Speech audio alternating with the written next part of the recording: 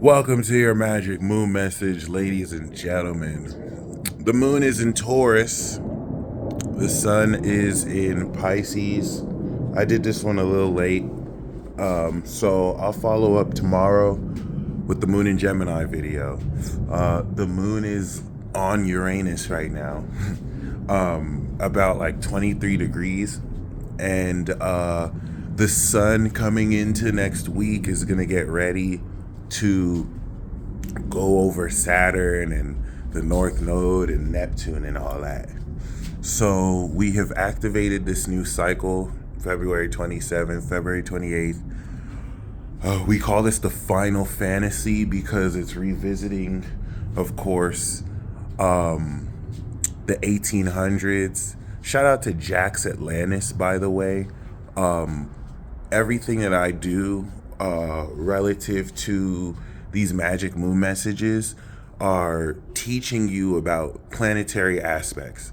So I go in, I won't say at length, but I go into the basic aspects, and the moon messages are showing you the cycles. For example, this moon in Taurus is a 60 to 90 degree sextile that we're enacting. You need to holler at Jax Atlantis. Follow him on Instagram, TikTok. I know I be watching his posts on Instagram. That dude's the aspect wizard. So like, I like to consider myself beginner, right? I haven't really gone in at length in intermediate and advanced topics because I feel like we got to be so good at the beginner topics, you know it by the back of the hand. But he's your guy for intermediate, advanced. Dude knows everything about every aspect. I still have to take a course from him.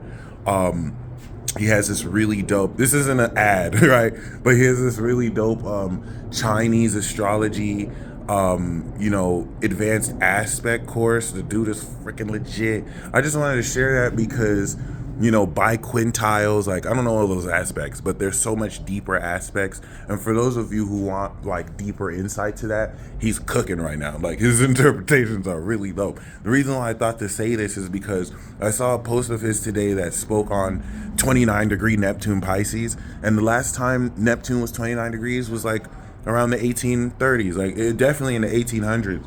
And it's so awesome to get historical data around slow moving outer planets. Neptune Neptune is like 165 years. Pluto's like 248 years. It's not like everything has to happen the same, but just being mindful of where these planets were before and how they're coming back around, like knowing that Pluto was in this Aquarian space after the American Revolution, during the French Revolution, you know what I mean? And now we're coming back around to reset, if anything, the landscape of our collective understanding, belief, narratives, what everyone believes about everything. And what makes this the final fantasy is relative to 1995, when the generation of crash outs were born. So all of these crash outs born in 95 and after, about from 95 to 2008, who are coming of age in front of your face, who are really just here to crash out. I feel like people don't understand that that's what they're really here for. But, then you have 2008 to 2024, which is like a generation of dictators. The Gen Alpha, like they get money. Like, they're Gen Alpha kids making more money at 8 than I've ever seen. I don't like that. I don't know how to feel about that. But they're the rulers of the new world. And then we have Generation Beta, which I don't want to talk about. I'm not the most excited that they're being born right now. Most of you won't have to deal with them when they're of age. It's a whole generation of kids. You can't tell what to do, or actively just like trolling your culture and just making a mockery of everything you thought was important. Kind of like how we try to do, but we're just nowhere near as diabolical as them. I'm so sorry I got caught up in a tangent. I just marvel to think what this is going to look like in 20 years from now. Anyway, it is what it is, man. This is the final fantasy. 95 brought Saturn and Pisces. We're done. The contract is over. Some of you were 5 years old. I know I was 5 years old. I was born in 1990. Some of you weren't even born. And I guarantee if you weren't born then, you're a crash out. You're a part of the generation of crash outs. Jesus Christ. It's cool. Gen X, shout out to you.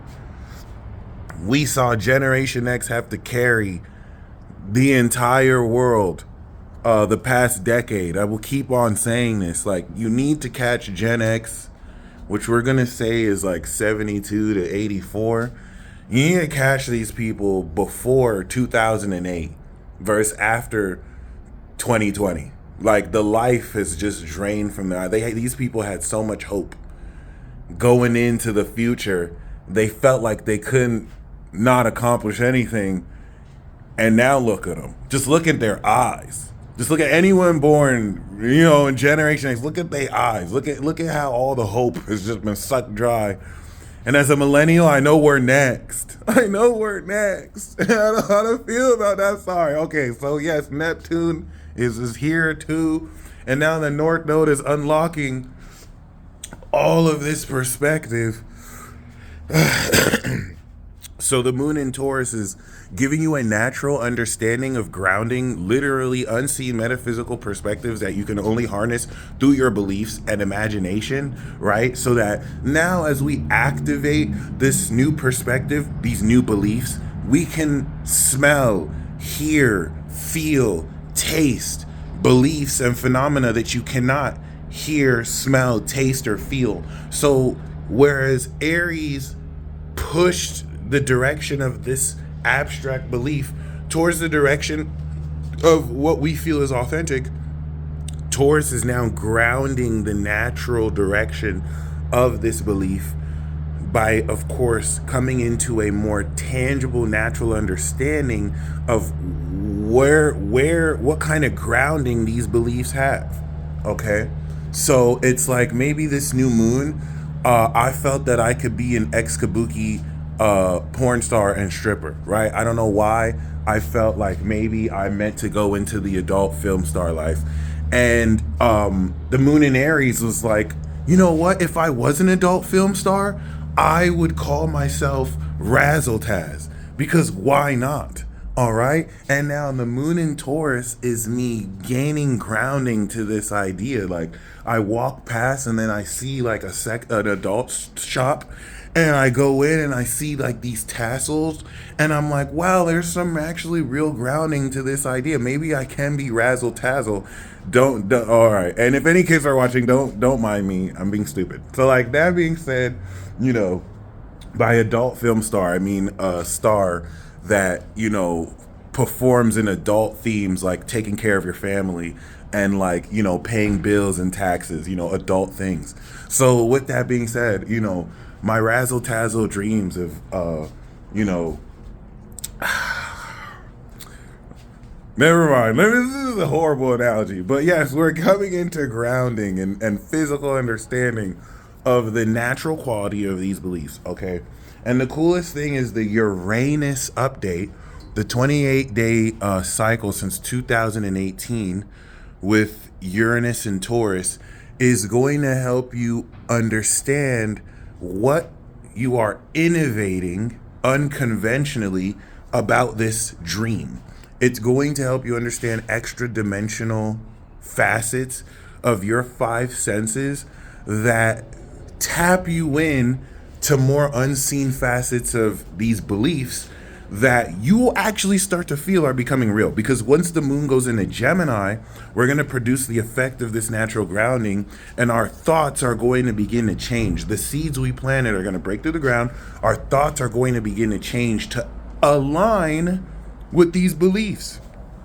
So before, my thoughts are like, I could never be, razzle tazzle, like, you know what I'm saying? Now my thoughts are gonna start to be, I can be razzle tazzle. I think I can get this tazzle. I could probably shoot with these people, because adult movies are all about harping in on the importance of being a good adult in your life, and shooting scenes about the hard parts of being an adult and teaching people that they can get through it, right? I don't know what kind of adult films y'all are thinking about. I was talking about this, but like, this is natural grounding needed before your thoughts begin to shift and you actually start to understand the magical nature of this supernatural magic initiation. Okay, so I think I got the math out the way. The moon is going to sextile Mars in Cancer. With this natural understanding, it'll be enough grounding to feel your desires more, that you'll be driving forward. The sextile to Saturn and Neptune are going to strengthen the integrity of these beliefs and take more abstract, supernatural natures of your imagination and ground it, quite literally, connect you to the North Node Pisces destiny. All right, cool. Now that we got that out of the way, you are manifesting supernatural qualities of your abilities. Bing, bang, boom. And that's why Uranus and the moon here is going to be, I was going to say retarded AF, but it's going to be very uncanny. This is going to be strangely a little weird, because you may just go from just like, oh, I wonder how to do this, to boom, you're doing it. Okay, it's like, I'm not gonna say it's like taking NZT, but given the 60 to 90 degree angles, a Gemini signature of neighborhood, of attitude and abilities, North Node and New Moon Pisces is a generational unlocking of talent and deeper understanding of your belief in your own potential and self. All right, the transcendence and dissolvement with Neptune of anything that causes you to believe you are separate from the source of the divine. Right? If some of you are still seeing the divine as anything to external to pray to gain support from, the whole purpose of Neptune is to dissolve this illusion of separation, so you recognize you were never separate. Like you're if anything an extension and expression of this divine source. All right, that's going to bring up doubts. It's going to bring up imposter syndrome. That's going to bring up literal agents working for falsity of this matrix to inundate you directly, indirectly through subliminal messaging and other people's, participation, for you to believe that you're less than you are, which is rubbish. Okay, you're way more than you ever believe or think you are. So the moon in Taurus is actually innovating the unconventional manifestation and understanding of now the natural quality of abilities and a grounded mindset that takes supernatural, transcendent, fantastical, facets that you believe have been possible but haven't been able to ground for real. You're grounding for real. All right. For example, someone would tell you that it's kind of preposterous to think you could just wave your hands over someone and with your energy just snap away the cancer they have or an incurable disease. And we call them muggles. It's actually very possible. It's not that hard. Yeah, it's beyond just belief too. And whatever basis there is for it, it hasn't been researched because people don't think it's real. So I'm using that as an extreme example. You're gonna be shattering old myths, right? Old disbeliefs, old proofs that were never really proofs, right? It's going to begin coming in the Moon Gemini to change the way you believe in everything. That's going to be our second game changer. So the activation was New Moon in Pisces, Moon in Aries, which was the power to push the dream forward, and now the Moon in Taurus, which is the grounding to give it weight, right? To actually give it tangibility. With this Uranian aspect, I think you'll be excited to understand all the unconventional ways you can continue to bring this more tangibility. And yeah, I hope you enjoy this transit. Once again, I was a little late with it, but you guys stay blessed as always. And until next time, peace.